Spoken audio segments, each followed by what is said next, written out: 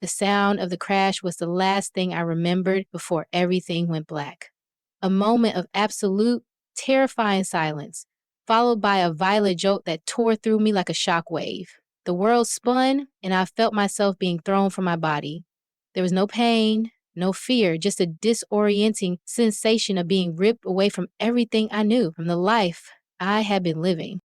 I opened my eyes, or at least it felt like I opened my eyes, yet I was no longer in the world I had known. It was like waking from a dream. But the world around me wasn't what I had expected. It was vast, luminous, almost impossibly bright, yet it didn't hurt my eyes. The light wasn't harsh, but warm, comforting, like it was embracing me. I looked around trying to make sense of where I was, but there were no boundaries. No walls, no floors, everything stretched out into an infinite expanse. And then I saw him. He stood before me, tall, radiant, a figure so serene and powerful that it was impossible to look directly at him for too long. His presence radiated love, compassion, and a calm authority that was both peaceful and overwhelming. I knew instinctively that he was divine, God or a messenger, or something far beyond the realm of human understanding. I was neither afraid nor confused anymore. Something deep within me, something primal and ancient, told me that I was where I was supposed to be. But why? Why was I here? Why had this happened to me? The figure spoke then. His voice was gentle, yet it echoed within me, feeling every inch of my being, as though his words were both inside and outside of me at once. You are not here by accident, he said.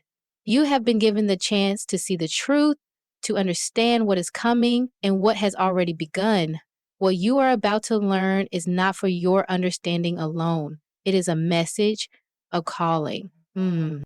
Felt an overwhelming sense of peace wash over me, but with it came a sudden weight, the weight of responsibility. What was this truth? What was coming? Why had I been chosen to witness it, and my life to be the raw object of it?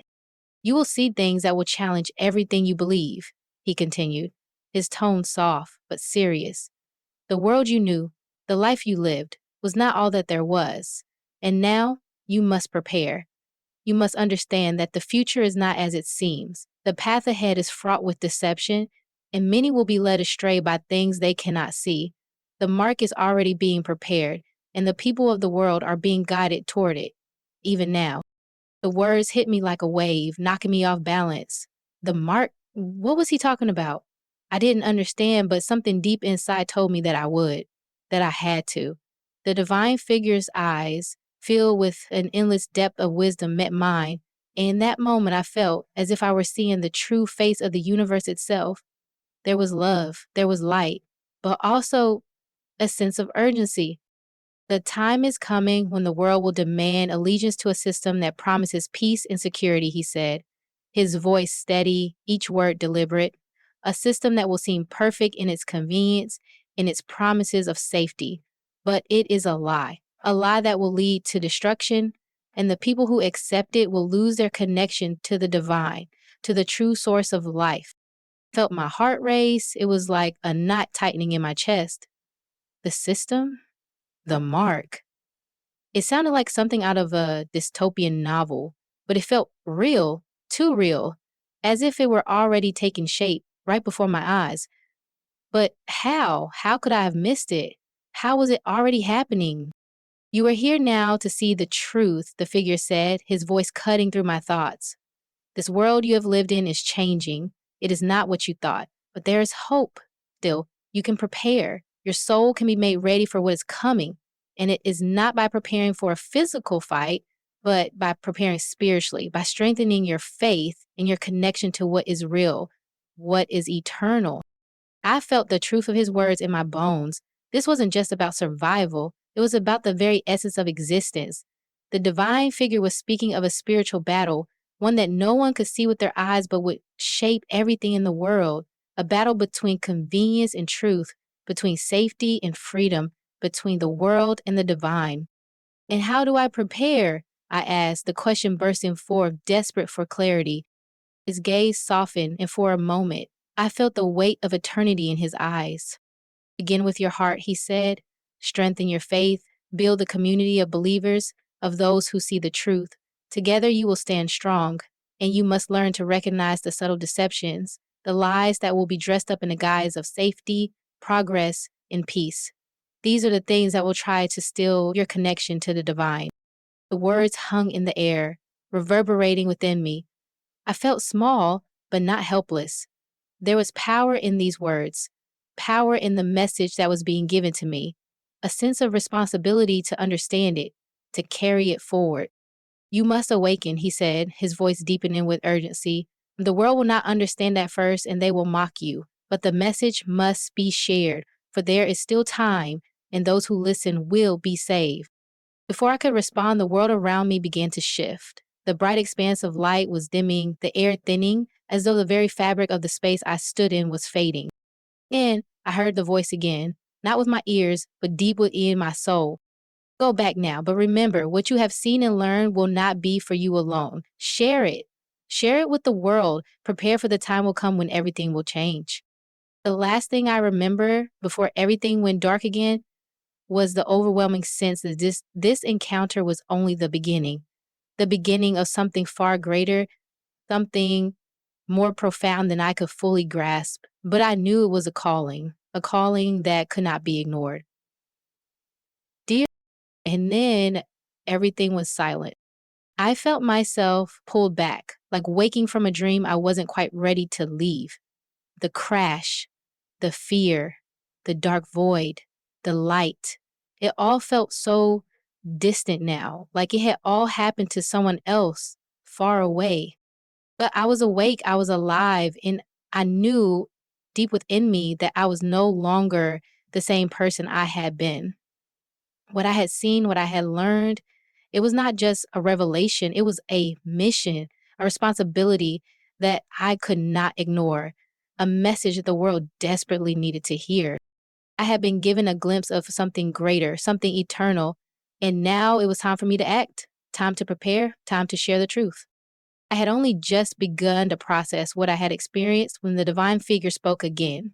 His presence was so comforting, yet undeniably weighty.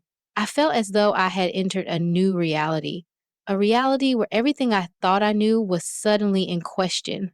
The warmth of his gaze felt like a call to look deeper, to see beyond the surface of things into what truly mattered.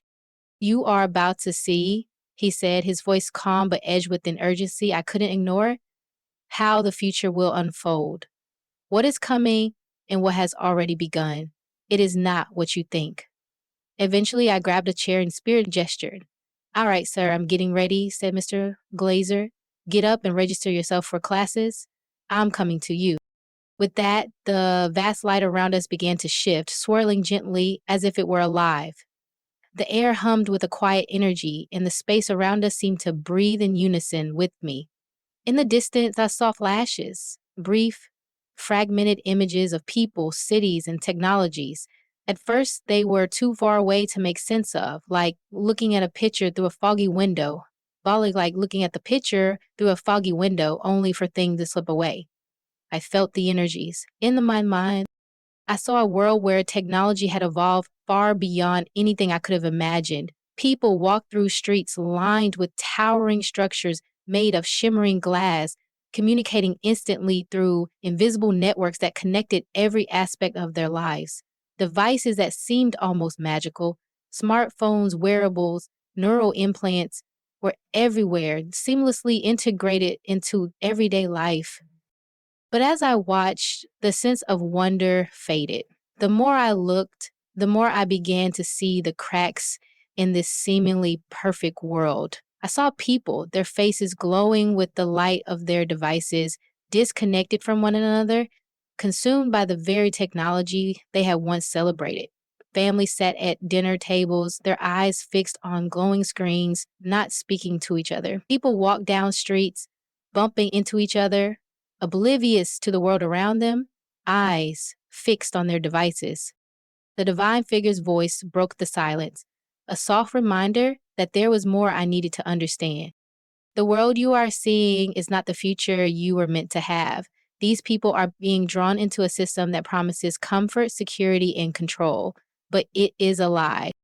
As he spoke, the images around us shifted again. This time I saw something darker, something unsettling.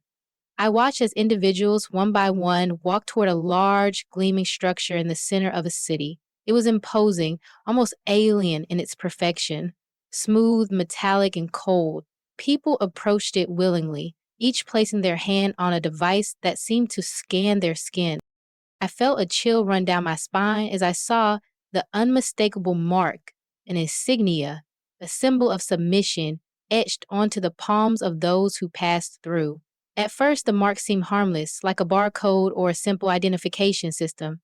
But as more people embraced it, it began to grow, to spread. The mark of the beast, the figure said softly, his voice carrying an almost indescribable weight. This is the device that will bind them. What begins as a harmless symbol will eventually become their allegiance, their entire existence controlled by the systems they trust. What they will not see, what they will refuse to see, is that by accepting it, they will sever their connection to the divine. And then I felt the weight of his words like a physical blow. How could something that seemed so convenient, so harmless, be so dangerous? But even as I questioned it, I could see the subtle way people were being drawn into it. They were told it would make their lives easier, safer. It would connect them to everything they needed in a world that was increasingly divided and chaotic. They would be promised peace, order, and harmony. Everything they desired, and all at the price of their freedom. Watch closely, the divine figure urged, and the visions began to intensify. The scenes I saw were like flashes of a world being rewired, becoming more controlled, more uniform. I watched as people accepted the mark more freely, each time with less resistance, more eagerness. They thought it was progress. They thought it would make them better, stronger, smarter. And yet I could see the cost of it. The more they embraced the system, the more they became like automatons. They lost the ability to think for themselves. They were fed narratives tailored to their desires, kept in line with promises of comfort, but disconnected from the deeper truths of life. As the system spread, the world grew darker, the light dimming, not in the sky, but in the hearts of the people. Do you see now? The divine figure asked gently. This is the beginning of the great deception. The mark will seem like salvation, but it will be their downfall. I could feel the sadness in his words, the weight of what was at stake. The people, so many of them, would never realize the cost until it was too late. It wasn't just a matter of technology, it was about their souls. What they thought was progress would turn out to be their enslavement. They would lose their ability to choose what was good, to choose what was true. Their connection to the divine, to the very source of life, would be severed. But the divine figure wasn't finished yet. He beckoned me to follow him, and we moved through the visions, past the images of the glowing cities and the masses following blindly toward the mark. I felt my heart heavy, my mind struggling to absorb everything that I was seeing. There will be those who resist, he said quietly. There will be those who fight, who refuse to accept the system, the lies. They will be the ones who hold on to the truth, but they will be few. The majority will be swayed by fear, the fear of losing their comfort, the fear of losing their security. And that fear will make them vulnerable. I saw more faces now, people who had resisted the mark, standing alone in the shadows, watching as the rest of the world embraced the system. They were marked as outcasts, their lives made harder, but their hearts were unbroken. They had not given in. They had kept their connection to the divine, even when the world around them seemed to crumble. The choice will be yours, the divine figure said, his voice now a soothing whisper. You will see it, just as they will. You will have to choose whether you will follow the path of comfort and convenience, or whether you will stand firm in the truth, even when the world says you are foolish. As the last of the visions faded, I felt a deep sadness in my chest, but also a strange peace. The weight of the knowledge I had gained was immense, but I understood now, more than ever, that the path ahead would not be easy. The mark was coming, and with it, a new world, a world where many would be deceived. But there was hope. There was a choice. And that choice could still change everything. The divine figure turned to me, his eyes filled with an infinite understanding. Do you understand now? He asked. The battle is not just against a system, it is a battle for your soul. I nodded, though words seemed too small for what I had just seen. My heart was heavy with the weight of what was to come, but I knew deep down that I had been shown this for a reason. I had to share what I had learned. I had to help others see the truth before it was too late. And in that moment, I realized that this wasn't just a vision, it was a warning, a calling. The time to prepare had begun. As the visions of the world's future began to fade, I found myself standing once again before the divine figure. His presence was a constant, reassuring comfort, but now there was an undeniable weight to it. I felt as though I had been given a glimpse into something profound, and now I had to understand it, to truly comprehend the danger that lay ahead. The divine figure spoke again, his voice steady, but filled with the quiet urgency that had become familiar to me. Now you will see how it will happen. The mark will not come all at once. It will be gradual, subtle, wrapped in promises that seem too good to ignore. I couldn't help but feel a sense of disbelief. It didn't make sense. How could something so destructive be wrapped in something so benign? I had seen the image of the mark before, the symbol, the technology, the hand placed on the device, but I still couldn't understand how it would come to dominate people's lives so completely. How could people fall for it? The divine figure seemed to sense my confusion. The world will be offered convenience first. Convenience is the key that will open the door. They will tell the people that this is progress, that it will make their lives easier, safer, and at first it will seem harmless, little changes, small steps, things that feel right. I felt this shift again. The images surrounding us changed, becoming clearer, more vivid. I saw people in their homes receiving small, seemingly harmless devices, smart assistants, devices that would tell them what to buy, where to go, how to live. They would be integrated into everything they did, so seamlessly, so naturally that they would hardly notice it. Phones that scanned their faces, wearables that tracked every step, every heartbeat.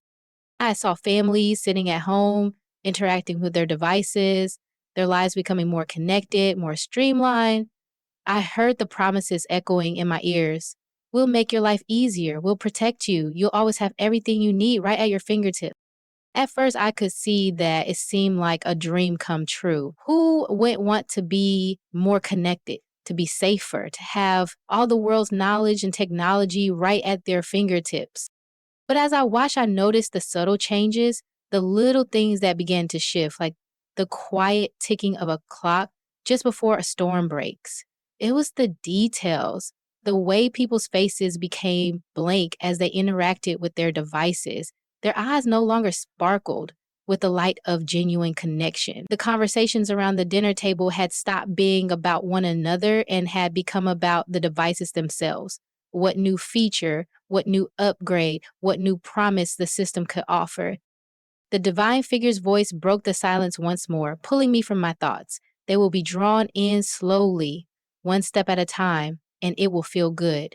At first, they will not realize that they are losing themselves. I saw people growing increasingly dependent on these devices. They no longer remembered how to do things without them. Their world was so woven into the fabric of this system that to imagine life without it became nearly impossible. And then there it was again, that mark, the small, almost unnoticeable step. At first, it would seem like a harmless gesture, just a new form of identification, a quick way to buy things, to access services. It wouldn't seem like much. And yet, with each passing day, more and more people would accept it. More would see it as nothing more than a tool for convenience, a way to keep things running smoothly. It will be a choice that seems too simple to resist, the divine figure said. It will seem so benign, so beneficial. They will be told it is for their safety, their security, a mark that will grant them access to a better life, a life free from the struggles they face now. I felt a sinking feeling in my chest. I could see it now. The slow erosion of humanity, the erosion of personal connection and spiritual awareness, all under the guise of convenience. The system would make them feel that they were safer, more connected, more powerful, but it would be a trap, a carefully constructed web. It will start small, he continued, with rewards, discounts, privileges, faster services, and with each new benefit, people will become more willing to accept it. But with each new step, their souls will slip further away. The visions continued, showing me the steady rise of this new world. People would stand in long lines, waiting to receive the mark, convinced that it would grant them the life they had always wanted. But the moment they accepted it, they would be bound to a system that would control them, dictate their thoughts, their actions, and soon there would be no way out. What they will fail to see, the divine figure said with a sorrowful shake of his head, is that they will be giving up their freedom to choose, freedom to believe, freedom to think, and in doing so, they will lose something far more valuable than anything the system can offer. I saw the individuals who resisted. They were few, standing firm in the face of a world that seemed to move ever faster, more inescapable. These were the ones who kept their faith alive. These were the ones who saw through the illusion, who understood the subtle manipulation. They faced ridicule, rejection, and hardship, but they stood strong. The divine figure's voice softened as he spoke again. You will see this choice with your own eyes, and in that moment, you will know that your faith will be tested. The world will tell you that you are foolish, that you are holding on to something outdated, something that no longer matters, but in your heart, you will know the truth. I felt a sense of overwhelming heaviness. Yes, something else. A flicker of hope. For in that moment, I understood that the test wasn't just about rejecting a system, it was about preserving something far deeper, far more sacred. The system, the mark, would be the test of faith itself. It would ask people to choose between the convenience of the world and the depth of their soul. And when the time comes, the divine figure said, his voice full of compassion, the choice will not be easy. But if you stand firm, if you hold onto your faith, you will know the peace that comes not from the world, but from the truth that lies beyond it. I could feel the weight of his words sink into me. The world would change and I would be tested, just as so many others would be. But in that test, I could still find peace. In that moment, I would choose something far greater than convenience, something far greater than the empty promises of a world that was lost. The divine figure placed a hand on my shoulder, the warmth of his touch grounding me in a way I hadn't known I needed. The time is coming, he said, and you will be ready. I didn't know exactly what that readiness would look like, but I knew this. The deception would not be as simple as a single decision. It would be gradual, insidious, and those who would fall to it would do so not with force, but with an invitation. The mark would offer them everything they thought they wanted, and it would slowly steal away everything that truly mattered. The final test was coming, and now I knew that I had to prepare to resist the subtle pull of the world's promises, to protect what could never be taken. As the visions faded and the silence settled around us, I found myself once again standing before the divine figure.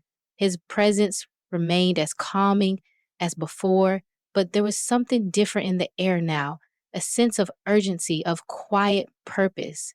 I could feel it deep within me, a call to action, though I wasn't sure yet what it would look like. The divine figure spoke softly, yet with a profound authority that seemed to resonate within every part of me. You have seen the dangers that lie ahead, he began, the mark, the system, the world that is slowly being shaped. But knowledge alone is not enough. You must prepare, spiritually, emotionally, and practically. You must become the beacon of light in a world that will grow dimmer with each passing day. I nodded slowly, feeling the weight of his words. There was an unsettling stillness in the air, and it was as though time itself had slowed, waiting for me to understand what came next. What could I do to prepare? How could I possibly stand against a tidal wave of technological change that seemed inevitable? The divine figure continued, his voice now filled with a quiet intensity.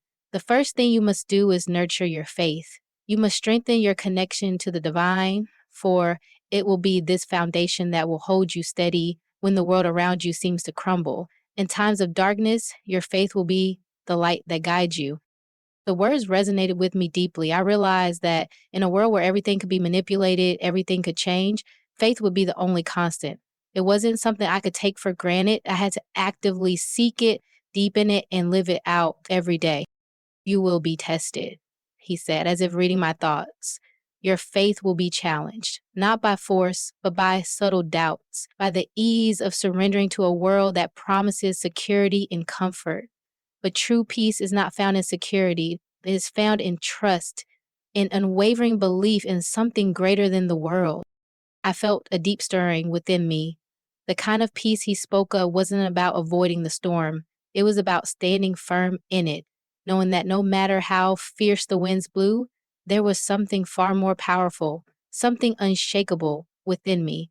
I didn't need to fear the changes ahead if I could hold on to that truth.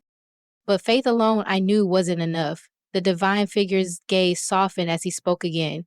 It is not only spiritual preparation that you must seek, but also practical readiness. You must learn to live with less reliance on the world's systems, but a life that is grounded in simplicity, in self-sufficiency, and in community. Because self-sufficiency.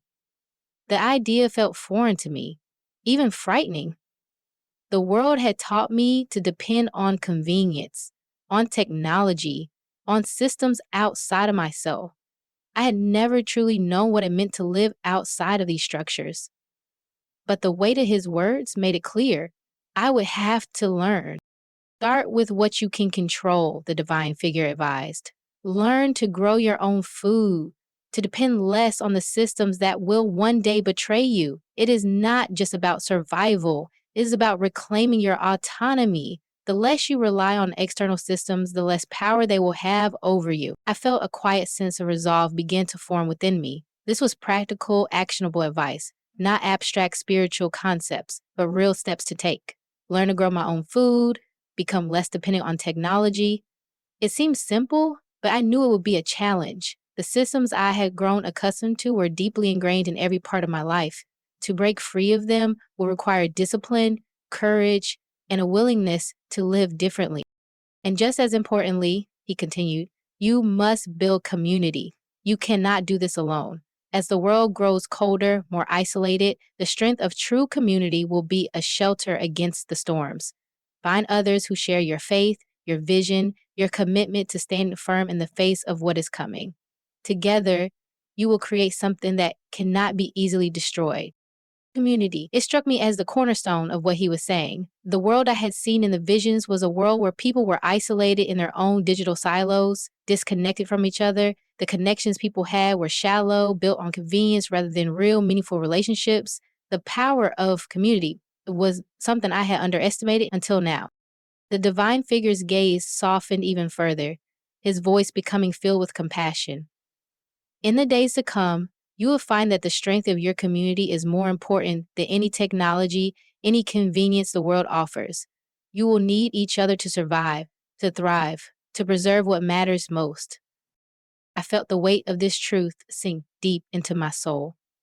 To build community wasn't just about practical survival. It was about creating a space where people could hold on to their faith, their values, and their connection to each other. It was about forging bonds that no amount of technology could sever. You must also be a teacher, the divine figure said. Share what you have learned with others. The world will be lost in the promise of convenience, but there will always be a few who are searching for something more. You must help them see the truth. Teach them what you have learned about faith, about community, about self-sufficiency. Thought about the people around me, family, friends, neighbors, and realized how many of them were already being swept up in the tide of convenience. They were so caught up in the rush to make life easier, faster, more efficient, that they were losing sight of the deeper truths, the eternal things that couldn't be quantified or bought. How many of them would fall prey to the systems that would soon be in place? How many of them would accept the mark without even knowing what it truly meant? I was overwhelmed by a sudden clarity. The work ahead of me was daunting, but it wasn't impossible. I had the tools I needed, faith, the wisdom to see through the world's illusions, and the knowledge of how to live differently. It was time to start. It was time to put everything into practice. The divine figure smiled, the kindness in his eyes radiating warmth and understanding. You will face trials. You will feel fear. But remember, you are never alone. The strength you need is already within you. It is time to step forward, to begin building, and to share the lessons you have learned. You will be a light to those who are lost and your faith will carry you through the hardest times. I stood there for a moment, taking in his words. I had seen the world's future, and it had terrified me. But now I saw a different future, a future where I could prepare, where I could make a difference, where I could stand firm in my faith, build my community, and live with purpose. The divine figure's voice echoed in my mind one last time, a final reminder before he faded from view. Remember, the time to prepare is now. It is not enough to wait and hope for the best. You must act today, and you must teach others to do the same. And so, with his words echoing in my heart, I began the long journey ahead, determined to build the life I was meant to live, the life that could stand against the storm. Part 5, the final message. The air around me was heavy, thick, with the weight of everything I had learned. The divine figure stood before me, his presence a beacon of peace in the midst of everything that had been revealed.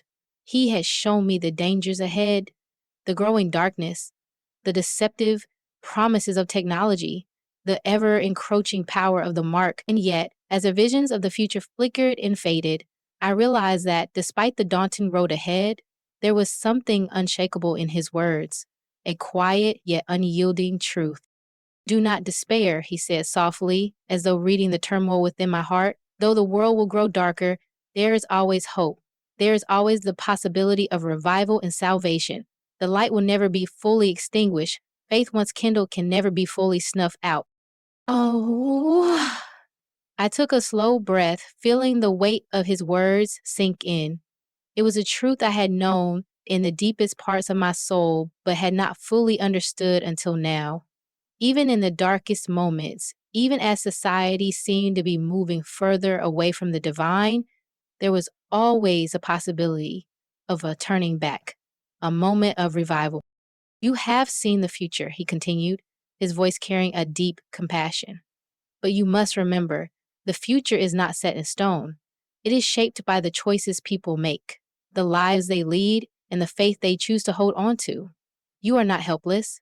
Every act of faith, every small decision to choose the right path, every person you help along the way, it all adds to the possibility of change.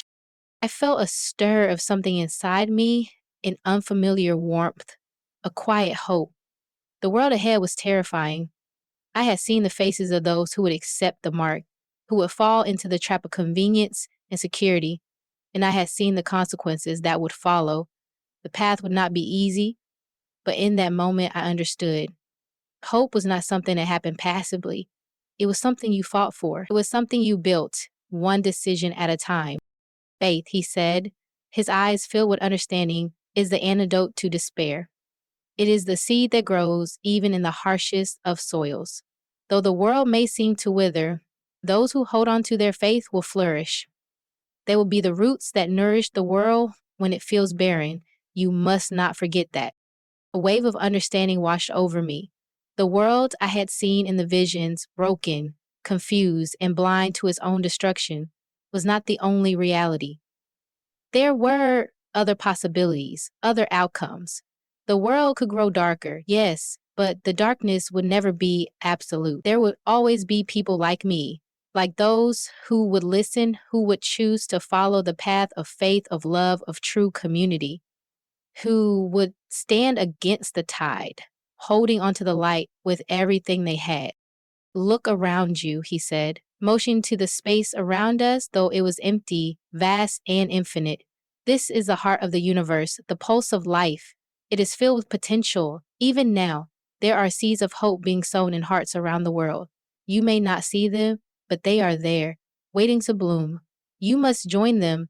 You must add your strength to the tide of revival.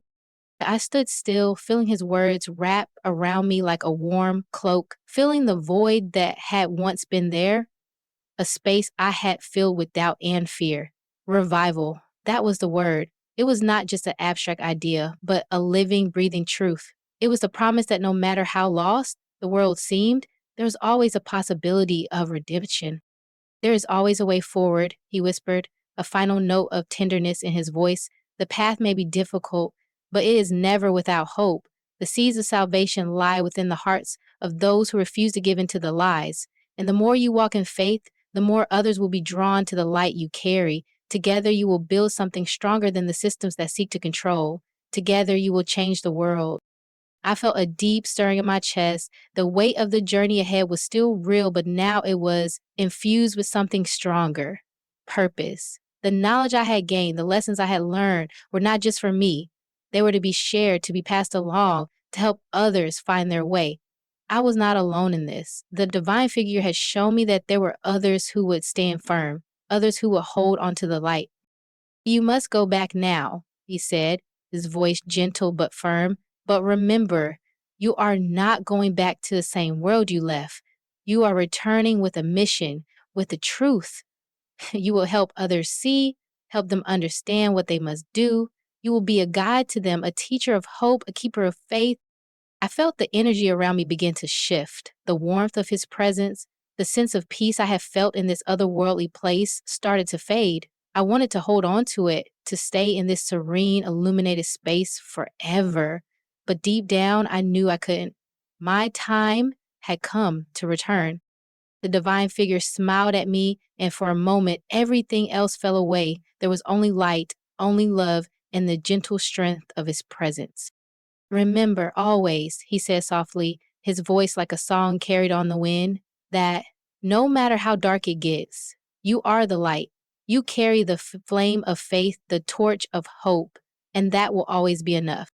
And then, like the fading of a dream, he was gone. I awoke to the world I had once known, but it was not the same. The brightness of the sky seemed different now. The sounds of life more vivid, more immediate. The knowledge I carried within me was a burden and a gift, a responsibility and a blessing. I was different now, no longer the person I had been before. The fear, the uncertainty, the doubts, they were still there, but now they were overshadowed by something far greater: purpose. The mission ahead was clear. I had to share what I had learned. I had to help others see the hope that could still be found, the faith that could still be lived. The mark of the beast would come. The systems of control would tighten, but there would always be a way forward. There would always be a chance for revival. I took a deep breath, knowing that the journey ahead would not be easy, but with the light of faith, the strength of community, and the power of love, I was ready. And no matter how dark the world might become, I would never let that light go out. It was time to begin. It was time to live with purpose,